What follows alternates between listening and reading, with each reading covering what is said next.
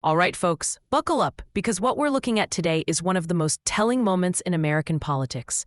A group of Minnesota state representatives just dropped a bombshell, calling for investigations into Ilhan Omar's taxes, campaign funds, and possible kickbacks. And before you think this is some routine political theater, let me tell you, it's not. What's being alleged here paints a picture of corruption, double standards, and a system that protects its own as long as you're on the left. Stick around, because this story says a lot about where America is headed and who the rules actually apply to. Before we get deep into this, make sure to hit that like button and subscribe. We don't let the mainstream media spin the truth here. We break it down raw, we question everything, and we fight for accountability, no matter who's in power. I am joined by 9 Minnesota state representatives in making these requests, and I think there's 6 here today.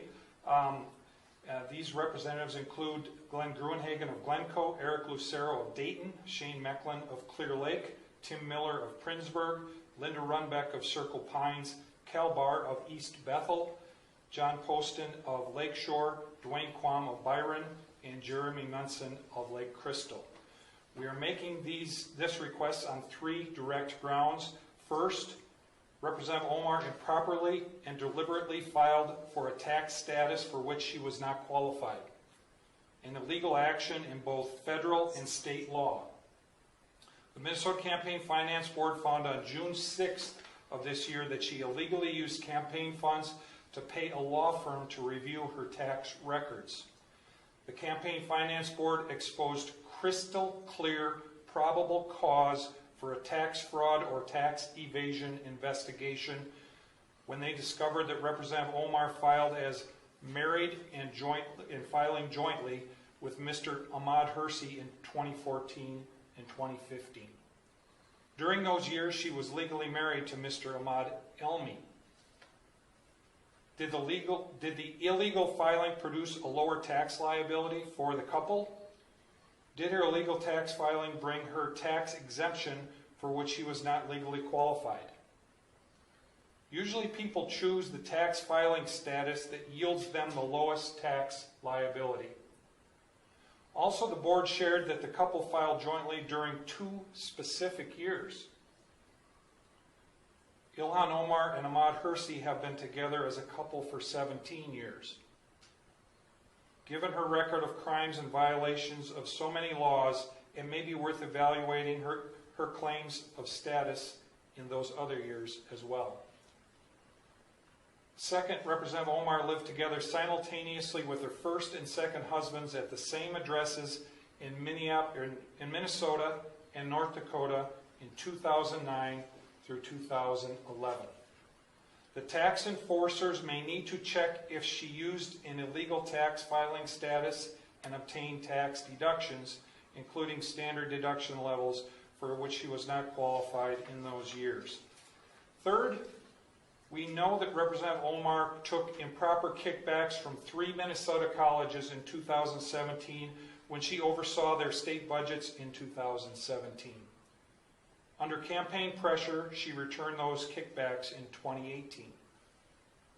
It is worth checking to see if she reported the kickbacks as income in 2017 or deducted the paybacks as expenses in 2018. 5 grounds for an investigation include corruption in public office and tax evasions on grounds of illegal filing status, improper deductions, concealed income from kickbacks, and improper claims for expenses.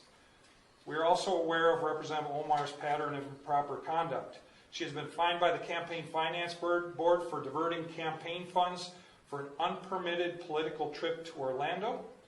She has been directed to pay back her expenses for uncovered political trips to Boston, New York, Philadelphia, Chicago, Florida, and Washington, D.C.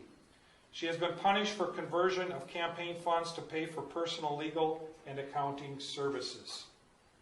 She has flouted laws regarding the filing of her personal financial data in a way that distorted the political campaign process. On June 25th, I asked my Congresswoman Angie Craig to launch an investigation into these improprieties. That went nowhere. She said, do it yourself.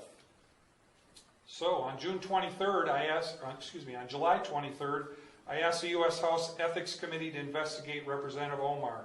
That request is currently being reviewed by the Office of Congressional Ethics.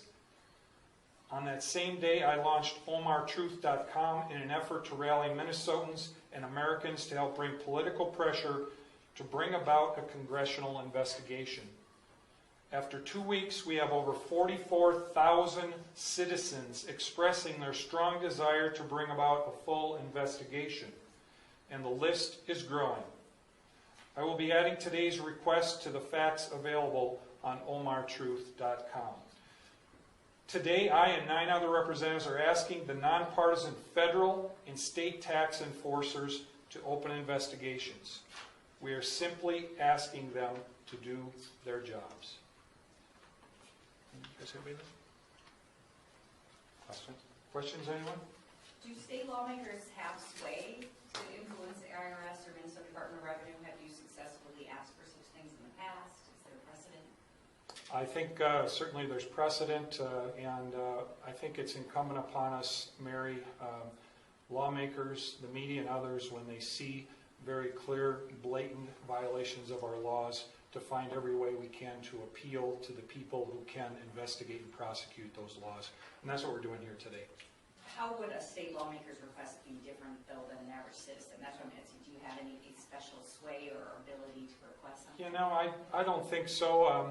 You know, I guess the fact that we each represent 40,000 people might be helpful, and it might be something that that those individuals take under consideration. But this gives us an ability, I think, to, in an organized, deliberative fashion, say, we have asked the Minnesota Department of Revenue to do their job. We have asked the IRS to do their job. Before we got here today, we don't know if they have been fully informed and appraised of these facts. After today, we can be sure that they have been fully informed and appraised of these facts. So President Trump has an obvious place in this as the head of the federal executive branch. Would you like him to ask the IRS to do this? You could have more sway. Well, he would have a lot more sway. Yeah. You know, I don't know that it's really our job to make that request to the president. I think he is aware of what is going on. I expect he is. You know, this effort today may make him more aware of some of those details, and it will be his decision as he looks at the facts and the circumstances in Washington to make that call. Is that part of your goal today, to get more of his attention? I think it's our goal to get his attention and every American's attention about what is going on here. It seems to me that that if this was a conservative Republican, that we would already have action going forward. And the fact that no one is above the law needs to be remembered here, and our agencies need to do their work. If it was a conservative Republican, there's a lot of questions about President Trump's home taxes. Do you think he should be investigated for his own taxes? Well, I think people have asked President Trump to bring his taxes forward for political reasons. I don't know that there's been anything expressed to show that there's probable cause for a crime. Leadership and voice will not be diminished if I am not on this committee for one term. My voice will get louder and stronger, and my leadership will be celebrated around the world as it has been.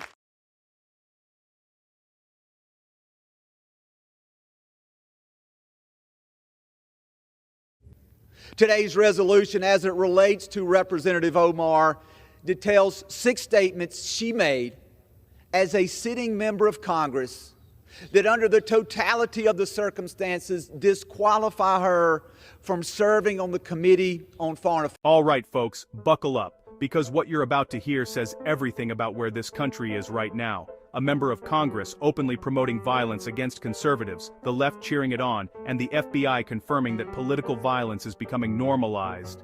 This isn't some random internet argument. This is the kind of cultural decay that destroys nations from the inside.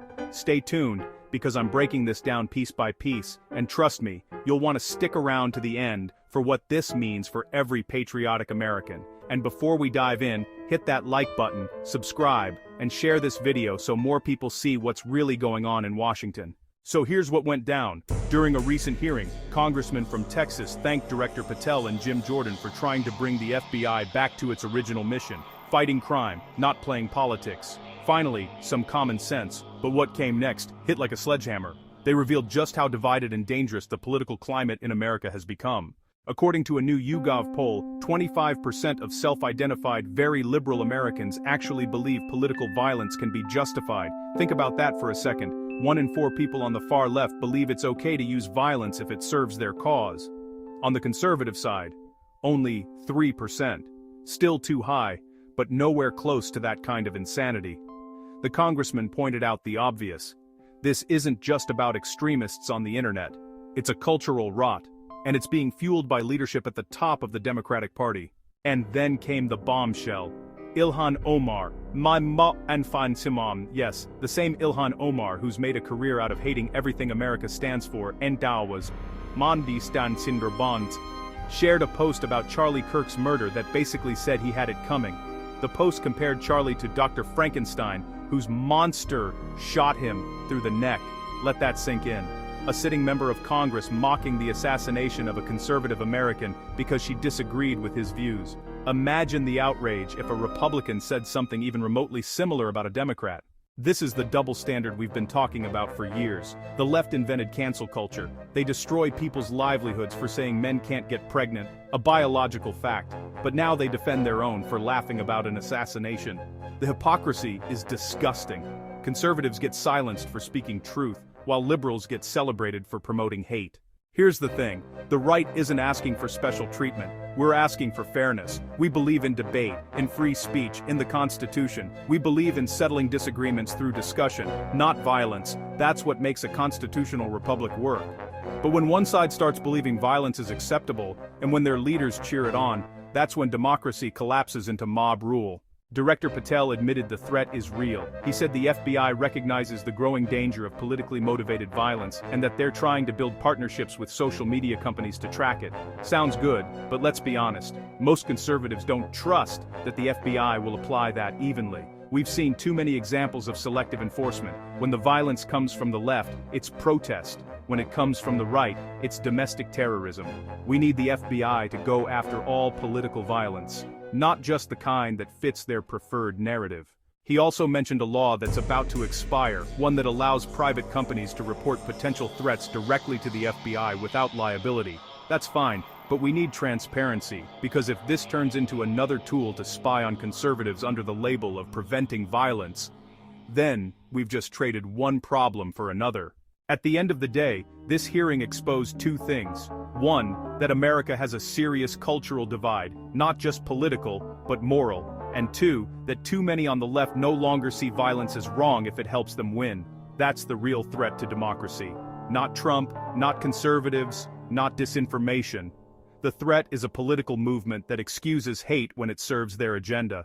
If we want to save this country, we've got to call it out, clearly, consistently, and unapologetically. Silence is not an option anymore. If you believe in truth, in law, in justice without bias, then stand with me. Hit like, subscribe, and share this video with everyone you know.